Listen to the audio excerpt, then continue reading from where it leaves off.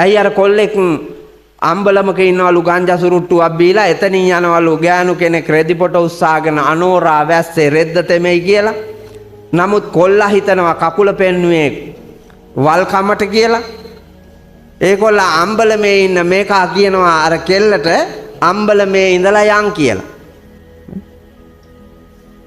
අල්ලාගෙන නෙරිය අතකින් කිම්ද නගෝ වසාගෙන දෙතන අතකින් කිම්ද නගෝ දුර සිට යන ගමන් තනි මග කිම්ද නගෝ ඉඳලා විටක් කාලාවත් යමුද නගෝ. භාෂාව හසුරුවලා තියෙනවා පුතා. නීති ගරුකෝම කොල්ලා අහනවා මේ කියන සියලු සාධකවලට අනුරූප කාන්තා